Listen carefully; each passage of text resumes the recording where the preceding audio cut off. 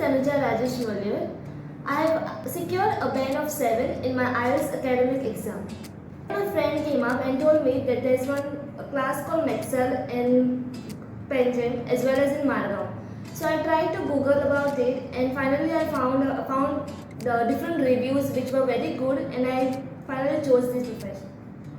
Before coming into Maxxcell, I just went to the IELTS materials on Google, like on YouTube, and I thought that it is really a very difficult task for me to go through. But when I joined Maxxcell, the tutor provided me with such excellent notes and the coaching classes that I didn't find any much difficulties in answering the exam. I feel it's a very excellent place for any student or any person to come and join and to study IELTS.